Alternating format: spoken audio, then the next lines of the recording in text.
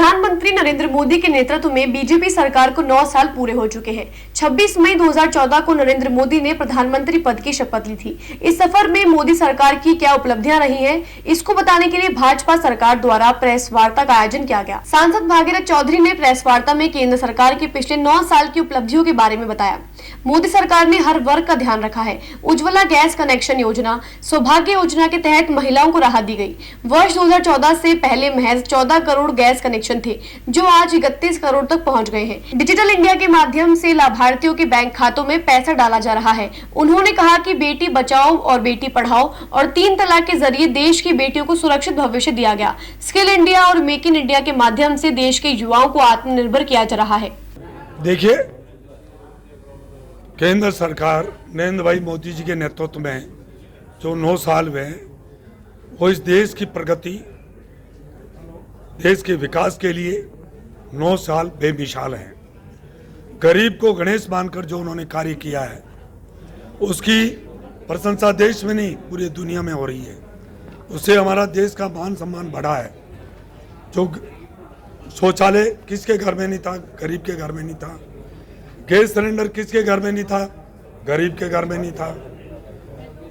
जन धन खाते के तहत जो करोड़ों माताओं बहनों के खाते खुले, 80% जनता बैंक के दरवाजे तक नहीं पहुंची थी। नरेंद्र भाई मोदी जी के नेतृत्व में 9 साल में बैंक खाते खोले गए। किसान सम्मान निधि, करोड़ों किसानों के खातों में किसान सम्मान निधि के तहत 2-2 3 किस्तों में 6,000 सालाना पैसे जो जमा कराने का काम किया, किसानों की उपज का दाम बढ़ाने का काम किया, तो 9 साल में नरेंद्र भाई मोदी जी ने किया। ऐसे अनेक काम किए। धारा 370-35 हो, नागरिकता संशोधन बिल हो, चाहे 3 तलाक का बात हो, मर्यादा पुरुषोत्तम भगवान राम का भव्य मंदिर बनने का मार्ग प्रशस्त हो, इस तरह अनेक काम किए। चाहे सर्जिकल स्ट्राइक हो, आज चाहे वंदे भारत ट्रेन चलने की बात हो, ऐसे अनेक काम किए हैं जो गरीब को गणेश मानकर। ऐसी वैश्विक महामारी जिस सदियों के बाद आती है, हमारे देश में 140 करोड़ की जनता है, यहाँ कोई संसाधन नहीं थे, मास्क और सैनिटाइज नहीं थे। उस ऐसी विकट परिस्थिति में भी 140 करोड़ जनता को बचाने का काम किया। 80 करोड़ से ज़्यादा जनता को फ्री अनाज देने का काम किया। 220 करोड़ से ज़्यादा जनता को वैक्सीन टीका लगाने का काम किया। ऐसा ऐतिहासिक काम 9 साल बेमिसाल 9 साल पूरे होने पर जो गरीब को गणेश मानकर जो प्रधानमंत्री जी के नेतृत्व में केंद्र सरकार ने काम किया, उसके तहत आज ये प्रेस कॉन्फ्रेंस की गई है।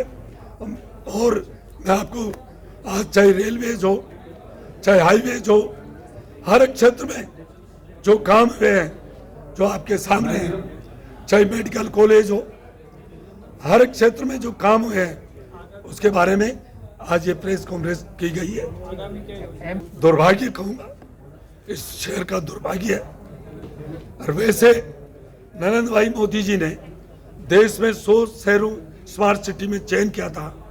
इस अजमेर शहर का हम सब के लिए गौरव की बात थी, परंतु दुर्भाग्य इसलिए है कि राजस्थान सरकार ने और यहाँ के प्रशासन ने इस स्मार्ट सिटी के रूप में आना सागर एक इस देश की खूबसूरती के, इस शहर की खूबसूरती के लिए स्मार्ट सिटी के दृष्टि से आना सागर एक खूबसूरती और भव्यता ये बता।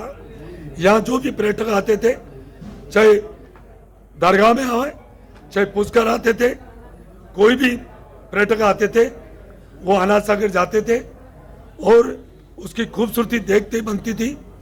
परंतु स्मार्ट सिटी के नाम से जो राजस्थान सरकार ने आना सागर का जो स्वरूप बिगाड़ा है, वो एक बहुत, अभी जो तूफान आया, जो बारिश आई, वास्तव में भयानक स्थिति थी। आज 5-6 दिन हो गए, फिर भी आज घरों में पानी भरा हुआ है। ये राजस्थान सरकार की निकम्मीपन है और इनके भ्रष्टाचारी जो अधिकारी हैं